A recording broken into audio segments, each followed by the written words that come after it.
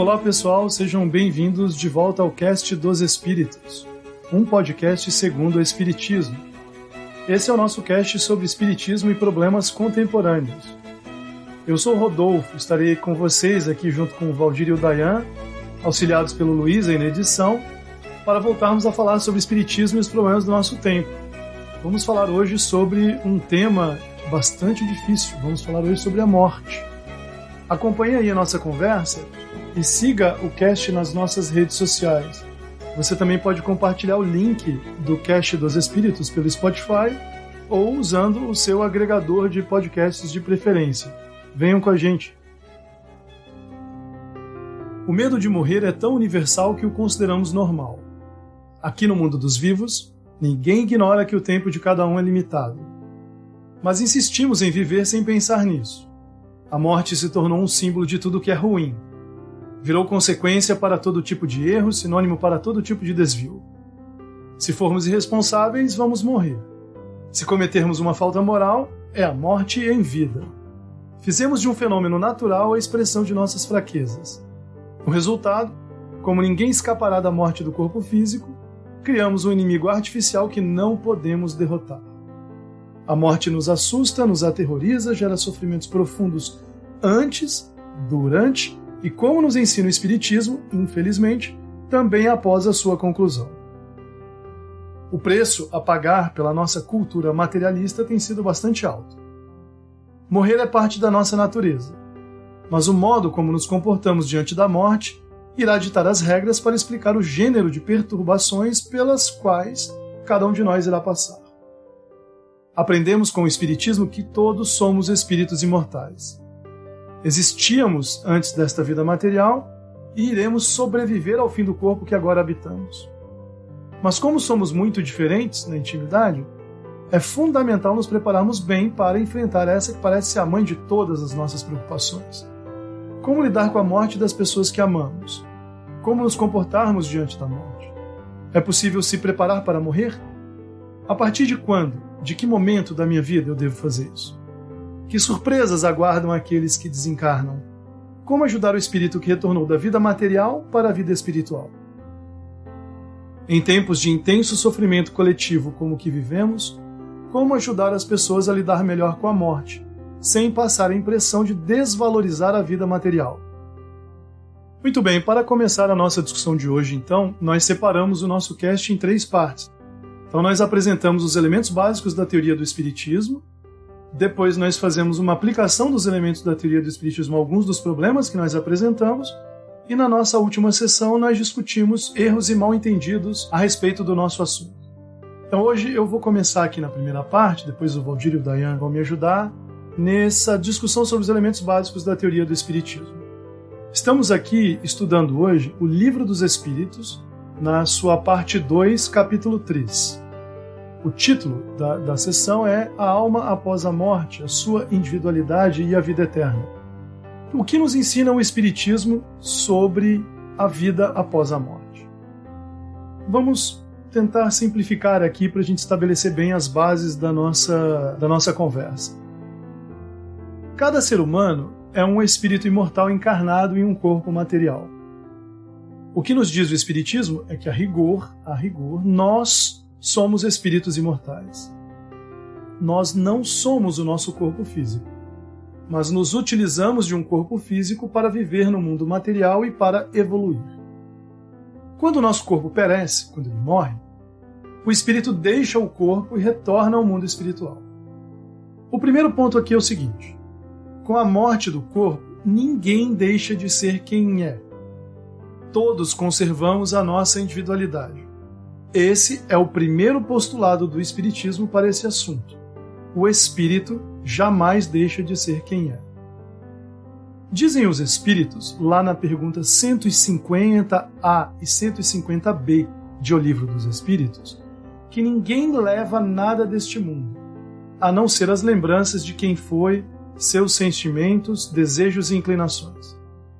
Lá na pergunta 150B, eles dizem ainda que as nossas lembranças desta vida serão mais doces ou amargas conforme o emprego que tivermos feito da vida na Terra. Portanto, em razão dessa resposta, nós temos aí um segundo postulado. O que define a nossa condição na vida espiritual após o desencarne é o modo como vivemos a existência física que acabou de terminar. É muito interessante observar o seguinte. O Allan Kardec, entrevistando os espíritos superiores que nos ditaram o livro, parecia muito preocupado com questionamentos sobre a perda da individualidade após o desencarne. Há várias razões para isso. Muitas doutrinas espiritualistas, aparentemente mais próximas do espiritismo, como o hinduísmo e o budismo, por exemplo, defendem versões similares dessa ideia. A de que a alma se perde no todo, quando o corpo morre, ou volta, depois da morte, para uma espécie de massa natural de onde ela saiu antes de encarnar. Entre os cristãos, essa crença não existe. Por outro lado, para a imensa maioria dos cristãos, a morte é um mistério. E não se deve esquecer da proibição mosaica de comunicações entre vivos e mortos lá na Bíblia, se lembram? Está lá no Deuteronômio, capítulo 18, entre os versículos 9 e 12. Ocorre que essa proibição, feita por Moisés, não invocarás um espírito adivinhador, não consultareis os mortos e etc.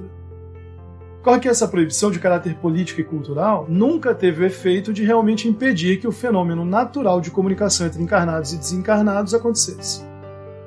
O que o Espiritismo fez foi assumir a responsabilidade de nos mostrar que por muito tempo ficamos cegos para a dimensão espiritual da nossa própria realidade. As manifestações espirituais na matéria física, de que dão prova os fenômenos mediúnicos, são a forma, então, pela qual comprovamos a sobrevivência do espírito após a morte. E o método de investigação criado pelo Espiritismo nos ensina a testar essa informação.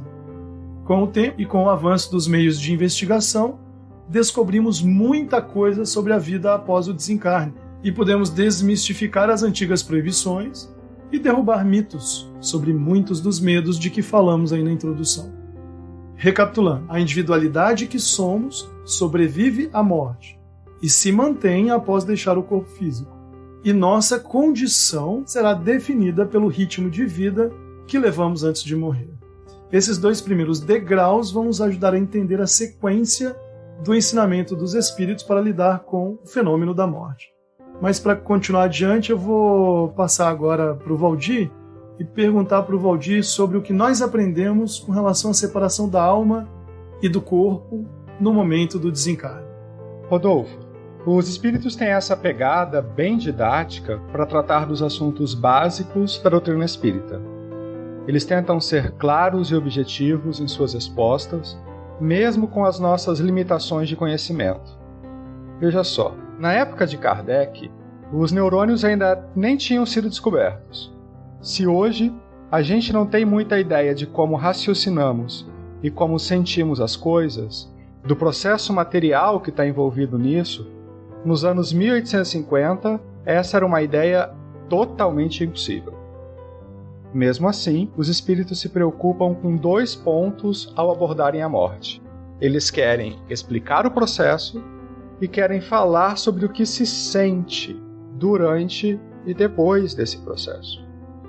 No Espiritismo, geralmente a gente chama a morte de desencarnação, o que é bom, porque mudar o nome tira o peso cultural que você falou antes. Para a gente, desencarnar é só voltar para o mundo dos espíritos e pronto. No Livro dos Espíritos, a gente descobre que a morte é um processo de desligamento do espírito do corpo, que é gradual e é indolor.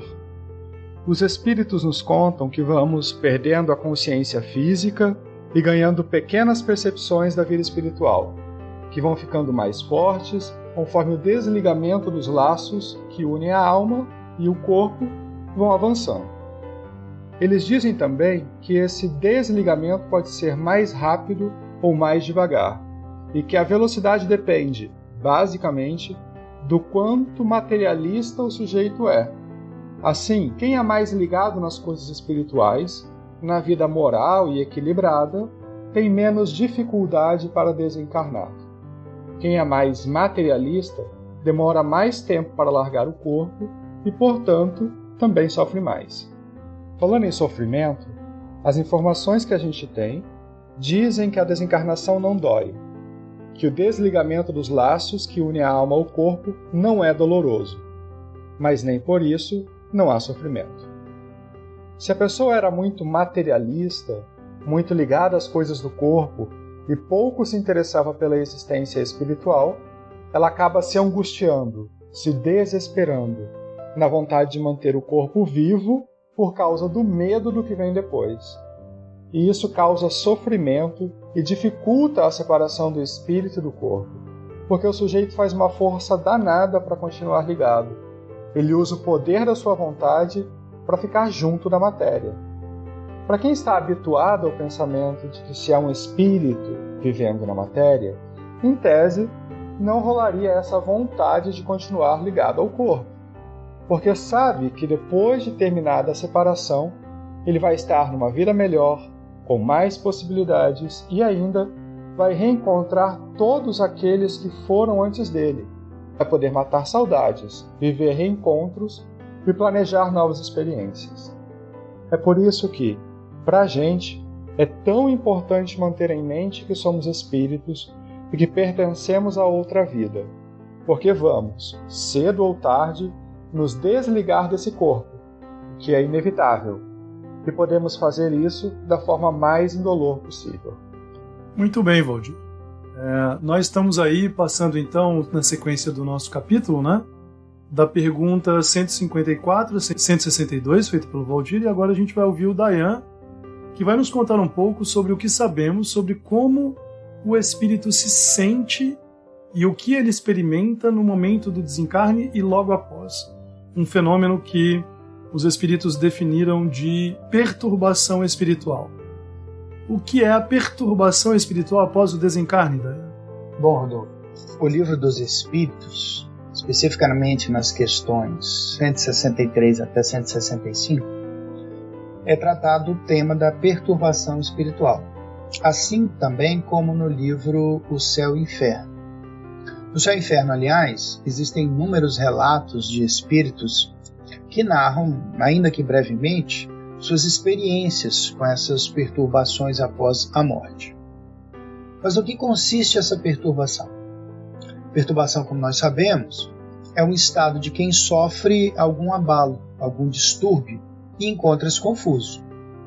E é exatamente isso que ocorre quando a morte chega. O espírito fica confuso porque ele não sabe se está vivo ou morto. Ele vê o próprio corpo inerte e sem vida, mas continua respirando, pensando, falando, enxergando as coisas ao seu redor como se estivesse vivo, e na verdade está mesmo. O fato de não saber se está vivo ou morto é que o leva, o espírito, ao estado, portanto, de perturbação, esse estado de confusão, pois ele não entende o que está acontecendo consigo. Ele não tem plena consciência de si mesmo, não compreende que passou do estado carnal para o estado espiritual.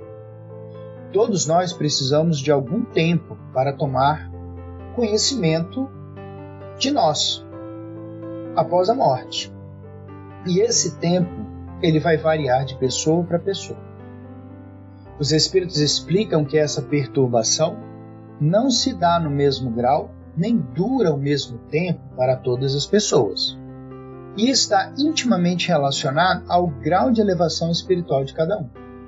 Isso quer dizer o seguinte, que a pessoa mais espiritualizada, ela se reconhece quase que imediatamente. Mas o homem ou a mulher mais carnais, ou seja, aqueles muito ligados às coisas materiais, guardam por muito tempo a impressão da matéria e também, portanto, se sujeitam por mais tempo às suas influências. Os espíritos afirmam também que o conhecimento do espiritismo até pode abreviar esse estado de perturbação, mas o que é mais importante são a prática do bem e a consciência pura. Outro fator importante que pode influir nessa perturbação é o tipo de morte. Alerta aos espíritos que nas mortes violentas, aquelas decorrentes de acidentes, suicídios, agressões e mesmo doenças em que o paciente não cogitava a morte, o estado de perturbação se prolonga, porque o espírito é pego de surpresa, porque ele não esperava morrer. Então, nesses casos, a pessoa fica atordoada com essa mudança brusca e por isso ela não acredita estar morta. O desencarnado pensa, respira, se vê com um corpo semelhante ao anterior e que acredita ser tão material quanto, inclusive. Ele sente as coisas com intensidade, sente dor, fome, sede e experimenta os sentimentos humanos normais, como raiva, alegria, tristeza, frustração. Ora, por sentir tudo igual ao que sentia quando estava vivo, encarnado, ele não consegue compreender que está morto. Veja, a vida continua tão material que o espírito pode chegar a conversar com as pessoas que o rodeiam e até mesmo com aquelas do seu círculo mais íntimo e nem sequer perceber que elas não ouvem e muito menos não o respondem. Esse estado de confusão irá perdurar até que o perispírito esteja totalmente desprendido do corpo físico, quando só então a pessoa irá reconhecer-se como espírito e não mais como ser encarnado. Já nas mortes naturais e naquelas esperadas, o desencarne nada tem de penoso e a perturbação é rápida e não raro pode-se compará-la a um tranquilo despertar. Entretanto, essa descrição ela se aplica geralmente às pessoas também mais espiritualizadas, aquelas que praticavam bem e vida. Essas pessoas são menos apegadas à matéria e por isso tendem a se manter calmas e serenas diante do desfecho final, permitindo que o estado de perturbação, portanto, ele seja bastante breve. Já aqueles que se ligam mais fortemente à matéria, por outro lado, tendem a ficar angustiadas, ansiosas, quanto mais se aproxima aquilo que elas compreendem como o fim. E esse estado psíquico somente prolonga o estado de perturbação. Muito bem, Dayan. Então nós estamos aí somando esses três elementos. O que acontece com as pessoas depois que o corpo físico desaparece, depois que o corpo físico morre. Então nós vimos aí que o espírito que é imortal sobrevive, a individualidade permanece. Vimos também com as observações do Valdir da pergunta 154 a 162 do Livro dos Espíritos que a separação da alma e do corpo é um fenômeno natural, mas que é definido pelo modo de vida que o indivíduo teve, e você complementou nos explicando aí alguns detalhes sobre o fenômeno da perturbação espiritual. E agora a gente vai pegar esse conjunto de informações e aplicar algumas perguntas para ver na prática como o ensinamento espírita pode nos ajudar a seguir em frente, continuar tirando esse véu do assunto morte que nos incomoda tanto, Para começar essa sequência, eu queria fazer duas perguntas para o Valdir. A primeira pergunta, Valdir, é uma pergunta bastante difícil, tendo em vista o nosso contexto atual, sobretudo, é como lidar com a morte das pessoas que amamos. O que podemos fazer pelas pessoas que amamos depois que elas desencarnaram? E a segunda pergunta é, e se nós estivermos próximos do desencarne? É possível se preparar para morrer? Essa é uma pergunta bem difícil, viu? Além da carga cultural que a gente carrega, de imaginar a morte como um fim, como um desaparecimento, uma perda definitiva de alguém, ainda tem o problema da distância. A primeira coisa que eu penso é que, como nós somos espíritos, a gente está apenas voltando para casa. Portanto, a gente não tem essa percepção, ou não deveria ter essa percepção definitiva de um desaparecimento, enfim, que as pessoas deixaram de existir. Mas isso só soluciona uma parte do nosso problema. A questão acerca da distância, ela permanece, ela é bem dura, porque as saudades costumam ser imensas. A gente vai se encontrar de novo, em algum tempo, no mundo espiritual. Seja porque nós vamos nos juntar com os que foram primeiro, seja porque eles vêm nos visitar enquanto a gente ainda está na Terra. Essa visita pode ser num sonho, pode acontecer durante o dia, são aqueles momentos em que a gente tem uma lembrança nada a ver, em que estamos cozinhando e de repente lembramos da nossa avó, ou estamos no meio de uma corrida e lembramos do nosso pai. Vem aquela saudade e a pessoa não sai da cabeça, enfim. É provável, é possível que nós estamos naquele instante num reencontro.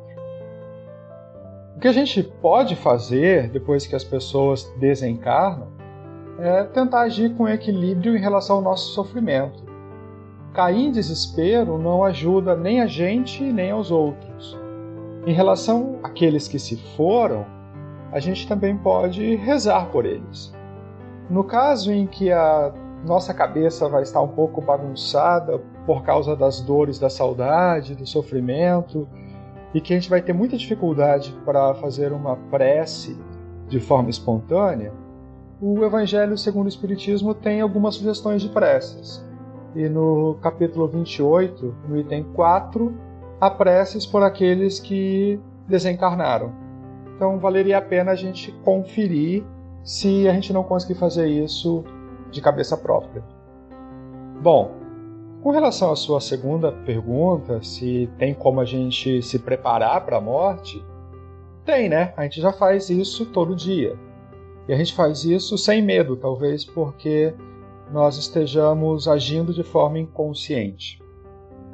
Para nós, espíritas, morte é uma transformação. Nós deixamos de nos manifestar por meio do corpo físico e material que a gente tem hoje, para passarmos a nos manifestar de uma forma diferente. Nossa consciência, ou seja, quem nós somos, continua existindo. Ela só passa a agir de uma outra forma. Ela passa a agir sem os nossos corpos. O que eu quero dizer é que nós treinamos isso todos os dias por meio do sono. Quando a gente vai dormir, nós continuamos tendo uma vida mental, uma vida que se manifesta sem que os nossos corpos estejam agindo no ambiente em que a gente está. É uma vida que se manifesta dentro das nossas cabeças, nos nossos sonhos. Nós podemos pensar na morte, então, como os nossos sonhos, como o nosso momento de descanso. Nós estaremos nos manifestando de uma forma diferente. O problema que nós temos de estarmos sofrendo muito com a morte está acontecendo enquanto nós estamos acordados. É nessa hora que a gente acredita que nós somos um corpo e não que nós somos um espírito. Enquanto estamos acordados é que a gente se comporta como se a matéria fosse mais importante que o corpo. Como a gente pode se preparar para a morte, para desencarnar então? Lembrando o tempo todo que nós somos espíritos que estão temporariamente na matéria e praticando com frequência o desapego da percepção materialista da existência. Nós devemos sempre manter em mente que nós somos espíritos. Excelente, Roger. Excelentes observações.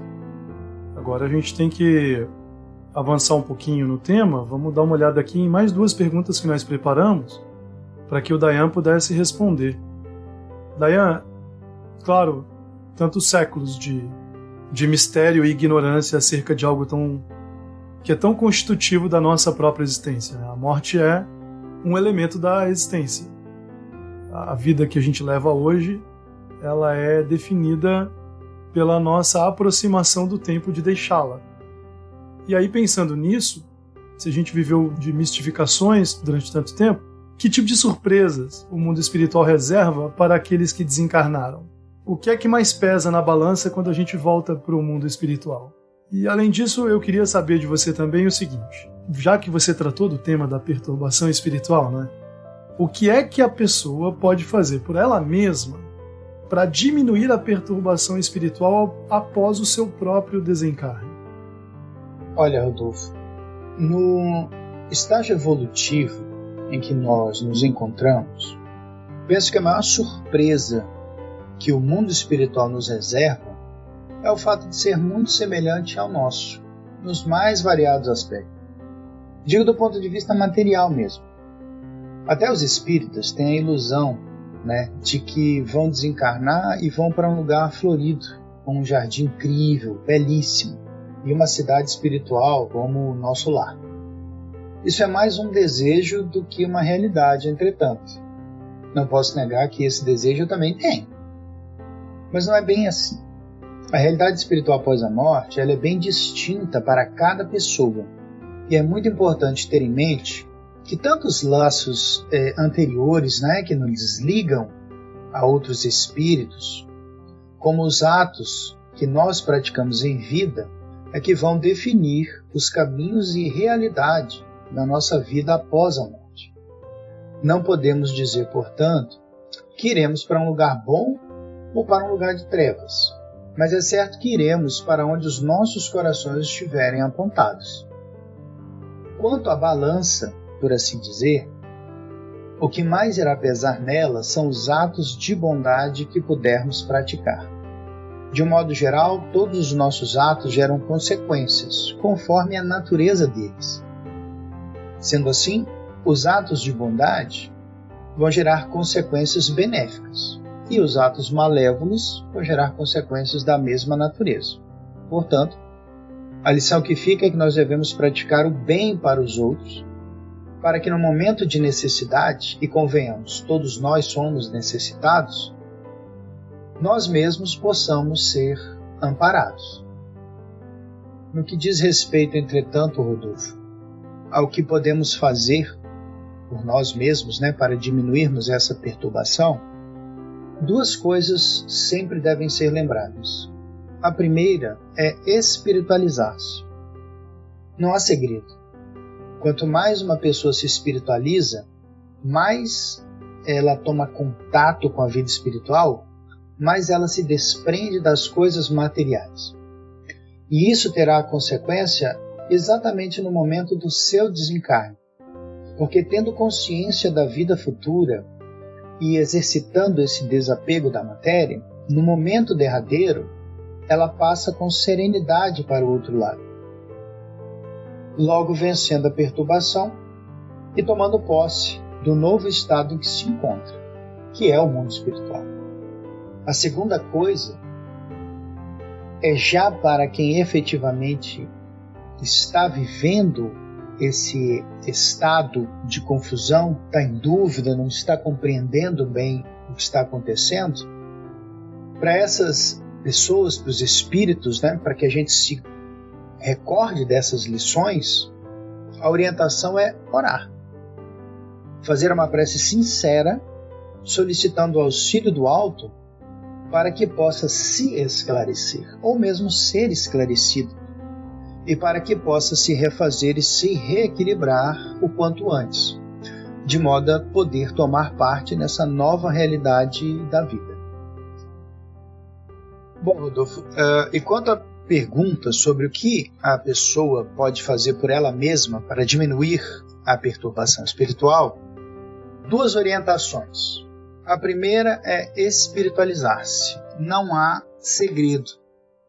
Quanto mais uma pessoa se espiritualiza, quanto mais ela toma ciência e contato com a vida espiritual, mas ela se desprende das coisas materiais.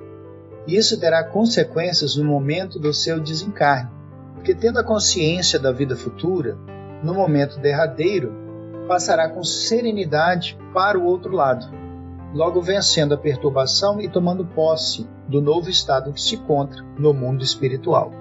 É importante pontuar o seguinte: espiritualizar-se significa desprender-se das coisas materiais. E aqui parece ser uma chave importante. Então guardemos isso. O segundo ponto é uma dica, por assim dizer, que os espíritos colocam para os que desencarnam e ficam ainda confusos quanto ao seu verdadeiro estado, se vivos ou mortos. A orientação é orar, fazer uma prece sincera, solicitando o auxílio do alto para que possa se esclarecer ou ser esclarecido, e para que possa se refazer e se reequilibrar o quanto antes, de modo a tomar parte nessa nova realidade da vida. Muito bem, Dayan. Então, agora nos sobraram aqui nessa etapa em que a gente está preocupado em aplicar o conteúdo básico da doutrina espírita à solução de alguns problemas relacionados ao desencarne, como nós chamamos. Nós temos mais duas perguntas aqui que eu vou me esforçar agora para responder, que são as seguintes. Em tempos de intenso sofrimento coletivo, como o caso da pandemia que afeta o globo inteiro, o planeta todo, como ajudar as pessoas a lidar melhor com a morte sem passar a impressão de desvalorizar a vida material? Esse é o nosso primeiro questionamento. E o segundo, nós vamos nos remeter ao Evangelho de Jesus, a uma passagem do Evangelho de Lucas, lá no capítulo 9, em que Jesus disse a seguinte frase: deixa aos mortos o cuidado de enterrar os seus mortos. Vamos dar uma olhada no que o Espiritismo tem a nos dizer sobre esses dois pontos. Em primeiro lugar, com relação à primeira pergunta, como ajudar as pessoas a lidar melhor com a morte, sem passar a impressão de desvalorizar a vida material, a gente acompanhou aí, o nosso ouvinte pôde acompanhar, a nossa preocupação em mostrar os dois lados de uma balança que precisam estar em permanente equilíbrio. A vida material é muito valiosa. Sem ela, nós não evoluímos. Nós somos espíritos, somos imortais e somos indestrutíveis. Mas nós precisamos da existência na matéria. E é por meio da existência na matéria que a gente, inclusive, pode descobrir melhor a nossa própria identidade material, desenvolver pela aprendizagem as nossas capacidades. Podemos ficar perto de quem nós amamos, ajudá-los, receber a ajuda deles. Treinamos as virtudes, adquirimos conhecimento, descobrimos a ciência, a filosofia e o amor. A vida na carne é fundamental. Dito isso, ninguém vai evitar a morte. E falar sobre o desencarne e se preparar para lidar com o desencarne é uma obrigação de que ninguém pode fugir. Não importa se tem 80, 90 anos de idade, se é um adulto de meia idade ou mesmo se é uma criança. Nesses momentos muito graves pelos quais nós estamos passando, a gente não pode deixar de chamar atenção para esse fato. O sofrimento coletivo, por exemplo, é muito doloroso. Ele passa a impressão, quando a gente vê assim, o planeta inteiro está vivendo uma situação em que hoje nós estamos aí chegando a marcas incríveis de mortos ao mesmo tempo em muitos lugares. Passa a impressão de que a humanidade é, por exemplo, desassistida, que ela está sob um tipo de ameaça e que essa ameaça pode chegar dentro de casa muito rápido e fechar a porta para a realidade da morte pode parecer uma solução, mas não é. Para começar, nós não estamos desassistidos. Enormes comunidades de assistência espiritual estão à nossa volta e não deixam ninguém sem apoio. Mas, além disso, nós não precisamos temer o fato de que discutir o assunto é prioritário. Prioritário porque nós não vamos conseguir nos afastar dele o tanto que nós, por exemplo, sonhamos em fazer. E para terminar, indo direto à passagem do Evangelho, lá no capítulo 23 do Evangelho segundo o Espiritismo, Allan Kardec faz um comentário sobre essa passagem de Jesus em que ele diz para deixarmos aos mortos o cuidado de enterrar os seus mortos. Jesus disse o seguinte, ele disse, olha, disse a outro, segue-me, e o outro respondeu, Senhor, permite primeiro que eu vá enterrar meu pai. O que Jesus quis dizer então com deixa aos mortos o cuidado de enterrar os seus mortos, né? Essa frase está lá no capítulo 9 do Evangelho de Lucas, e a passagem diz o seguinte, disse a outro, Jesus, segue-me, e o outro respondeu, Senhor, permite que primeiro eu vá enterrar meu pai? Jesus lhe retrucou, deixa aos mortos o cuidado de enterrar os seus mortos, quanto a ti vai anunciar o reino de Deus. Kardec comenta essa passagem lá no Evangelho segundo o Espiritismo, no capítulo 28, item 7 e item 8, e diz o seguinte, olha, a recomendação de Jesus não foi pelo desprezo dos atos fúnebres, não foi pelo desprezo nem uma manifestação de desrespeito à dor da pessoa que tinha perdido um ente querido para o desencarne. O que Jesus quis ressaltar com essa observação é que a vida espiritual é realmente a vida verdadeira, é a vida normal do espírito. e que nós não devemos nos preocupar com a morte ao ponto de pensar que ela é o fim. Kardec chega a dizer o seguinte: considerando a vida espiritual em sua plenitude, a vida material é que deveria ser tratada como uma espécie de morte, porque a vida material, perto do esplendor e da atividade da vida espiritual, é um abafamento das capacidades mais plenas do espírito. Diz o Kardec ainda que o respeito que nós consagramos aos mortos não deve se prender à matéria, mas ao espírito ausente, mediante as boas lembranças que deles guardamos. E termina o seu comentário muito, muito interessante dizendo o seguinte: o que Jesus quis ensinar foi: não te preocupes com o corpo, pensa antes no espírito. Vai ensinar o reino de Deus. Vai dizer aos homens que a pátria deles não é a terra, mas o céu, pois lá transcorre a verdadeira vida. Então eis aí uma síntese de como nós podemos interpretar essa passagem do Evangelho de Lucas. Bom, então vimos aí como lidar com a morte das pessoas que amamos, como nos preparar para lidar com a nossa perspectiva do desencarne. Trabalhamos um pouco o tema das surpresas que o mundo espiritual nos reserva. O Valdir e o Dayan nos ajudaram a entender melhor o que a pessoa pode fazer para diminuir a perturbação espiritual após o seu próprio desencarne. Falamos sobre a valorização da vida material e a preparação para enfrentar um evento natural que é para todos nós igual nesse sentido. E agora nós vamos concluir com 3 perguntas que têm a ver com alguns mal-entendidos que são bastante comuns. O Dayan vai nos responder primeiro a seguinte pergunta: Dayan, é verdade que os materialistas, aquelas pessoas que não têm uma crença na vida espiritual, sempre irão sofrer mais com a morte do que os espiritualistas? Mesmo que essa pessoa tenha sido um materialista gente boa na Terra? Olha, pode-se ficar tentado a responder essa questão afirmativamente. Entretanto, a melhor resposta é: não necessariamente. Ser uma pessoa espiritualizada por si só não garante um desencarne menos sofrido ou menos conturbado. Assim como ser um materialista não implica passar por um desenlace lento e doloroso. Por exemplo, uma pessoa pode ser um espiritualista apenas teórico, um estudioso da espiritualidade, mas não se dar ao trabalho de viver ou mesmo praticar determinados atos em conformidade com esses ensinamentos. Pode mesmo nem se dar ao trabalho de tentar controlar seus impulsos negativos, como o egoísmo, a vaidade, a avareza, enfim. Em princípio, uma pessoa assim teria dificuldades ao desencarnar por não ter exercitado durante a sua vida o desapego à matéria. Por outro lado, uma pessoa materialista pode ser extremamente ignorante no tocante às coisas espirituais.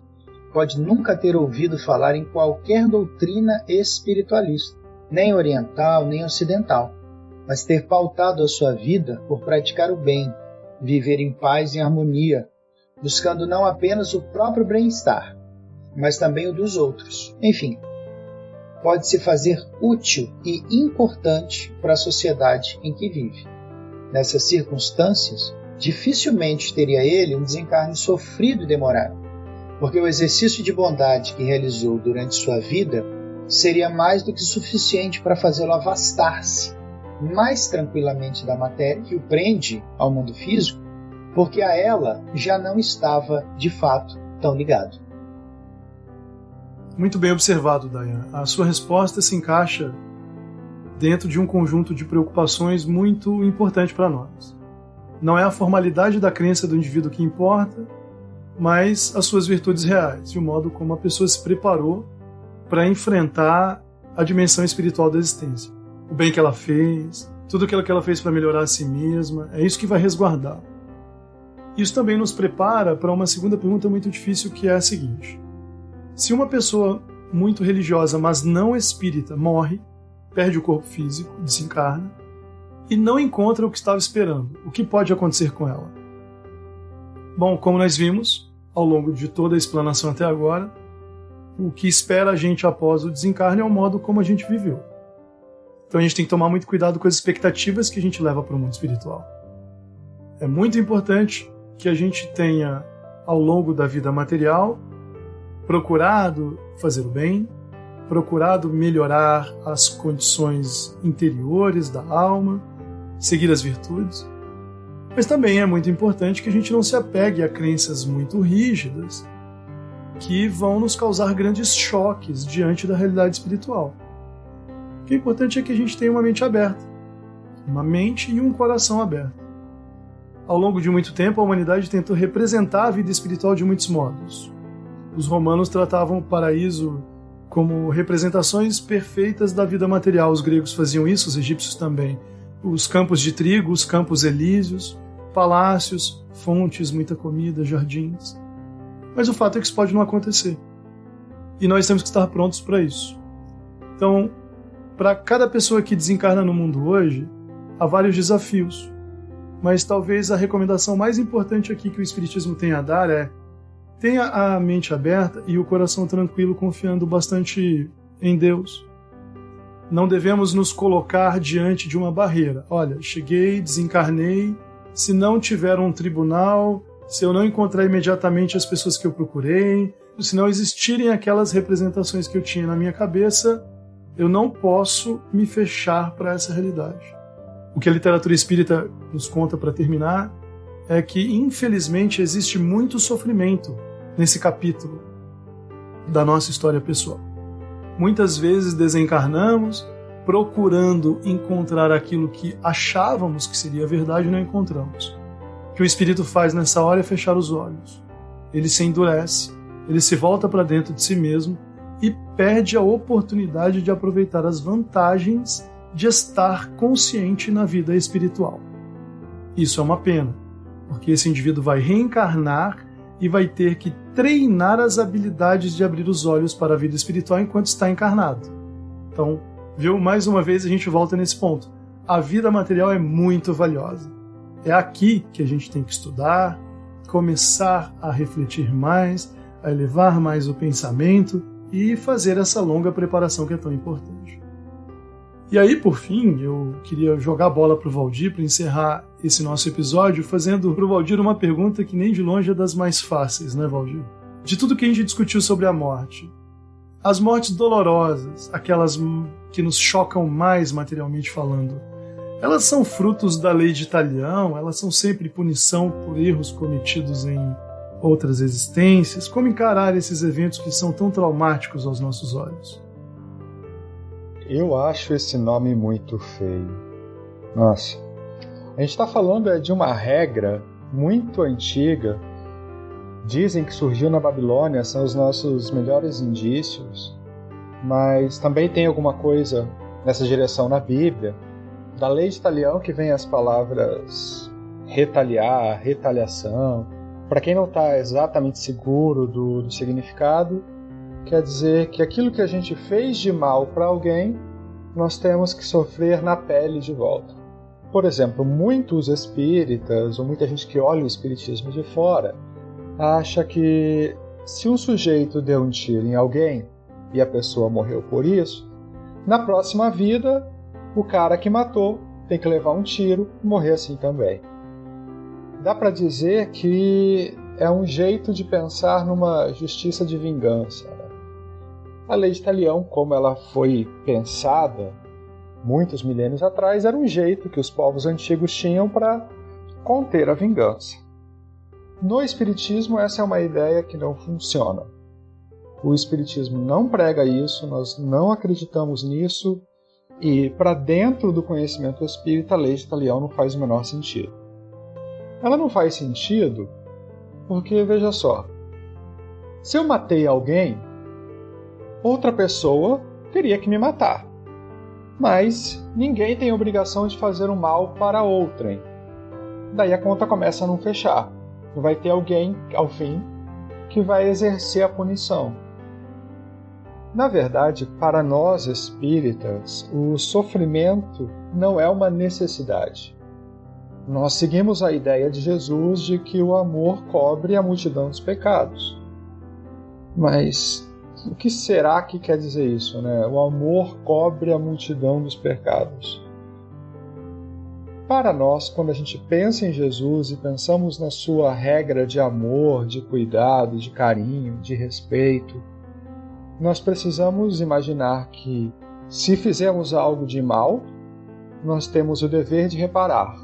E essa reparação deve ser realizada por de um ato de amor. E que eu não preciso sofrer uma punição por aquilo que eu fiz de errado. Que eu posso devolver ao mundo, às outras pessoas, ao universo, uma correção por meio do amor. O sofrimento, na nossa visão, deveria ser tido apenas como um indicativo, uma forma da gente perceber que nós estamos se afastando daquilo que nós conhecemos da lei divina, que os espíritos chamam também lá de lei moral, lei natural, enfim. Mas o sofrimento devia ser um alerta amarelo, um alerta vermelho, dependendo da intensidade. Olha, eu sei qual o caminho que eu devia estar seguindo, eu sei que eu devia estar fazendo algo, não estou, logo eu começo a sofrer. Então, para nós espíritas, não tem essa história de que o mal praticado para alguém tem que ser sofrido de volta na própria pele. Muito bem, excelente. Excelentes observações. A gente viu aí ao longo do nosso episódio que, além de ter que enfrentar questionamentos muito difíceis, e esse é o nosso papel, esse é o papel do Espiritismo, é o de romper uma longa tradição que tem feito muito mal à história da humanidade. O Espiritismo assumiu uma missão e ao mesmo tempo um fardo, e cada um de nós tem a responsabilidade de vir aqui, de conversar francamente sobre esses assuntos, e sem mistificá-lo, não é? E nem sempre é tão simples, mas a gente vai continuar fazendo esse esforço porque esse é o nosso trabalho também, né? O trabalho de mostrar como a natureza é maior e como a nossa vida é muito mais ampla. Mas agora está na hora de encerrar, a gente teve um caminho bastante longo. Eu gostaria de perguntar se o Dayan e o Valdir querem fazer mais alguma recomendação e se já querem se despedir, por favor. Inicialmente eu não teria nenhuma recomendação para fazer agora. Eu quero só realmente deixar aqui o meu, mais uma vez, obrigado, a possibilidade de poder participar aqui com dois grandes amigos e também poder trazer um pouco aí de informação a respeito da doutrina para aqueles que tenham interesse. Rodolfo, Dayan, Luiz, eu gosto de falar com vocês sobre o Espiritismo. Eu quero sim deixar uma recomendação para esses dias mais difíceis da quarentena, ou mesmo para quem está vivendo uma experiência ligada à desencarnação, né? Quem perdeu alguém próximo, quem está sofrendo porque imagina que vai perder alguém próximo. Olha, a minha recomendação para isso é foca na rotina. Rotina de cuidado com o corpo, rotina de cumprimento das tarefas obrigatórias do dia, rotina de cuidado com os outros, rotina de trabalho e, claro, uma rotina que possa incluir oração e alguma meditação também. No meio do sofrimento, eu boto fé que a rotina pode salvar. Muito bem, Valdir. Muito obrigado pelas suas observações. Eu vou deixar aqui, para me despedir dos nossos ouvintes, duas recomendações de leitura. Claro, remeto o pessoal aí ao capítulo que nós indicamos do Livro dos Espíritos, ao estudo atento, refletido, das questões básicas que estão expostas lá no Livro dos Espíritos, conforme nós discutimos. E vou deixar também a recomendação de leitura e mesmo de releitura de uma das obras fundamentais que trataram sobre esse tema na história do Espiritismo, que é Obreiros da Vida Eterna. É o livro lá da série A Vida no Mundo Espiritual do André Luiz, pela psicografia do grande Chico Xavier. Ali no Obreiros da Vida Eterna nós temos casos de desencarnação acompanhados em minúcias. Você pode voltar ao livro e tirar dúvidas sobre como é o roteiro pelo qual essas pessoas passaram. São pessoas diferentes, com biografias de vida diferentes, são pessoas de várias religiões, inclusive, e você vai poder ter uma visão distinta do fenômeno e como ele é experimentado por cada uma dessas pessoas. E aí, com essa recomendação de leitura, eu gostaria de me despedir de todos vocês, agradecendo a todos que chegaram até aqui, E um agradecimento especial ao Luiz, que está aí na edição, dando um duro danado para fazer o podcast ir pro ar. Esse esforço é bastante trabalhoso, nós não estávamos tão prontos para ele no começo, mas a gente tem um compromisso com a doutrina, um compromisso com a reflexão, um compromisso com a reflexão crítica, e a gente espera que esse trabalho vá se aprimorando de modo a torná-lo bastante proveitoso para todo mundo. Muito obrigado, procurem aí pelo Cast dos Espíritos no Instagram, no Twitter, e compartilhem com seus amigos, com as suas redes, o link aí pelo Spotify ou pelo seu agregador de podcasts de preferência. Muito obrigado e até a próxima.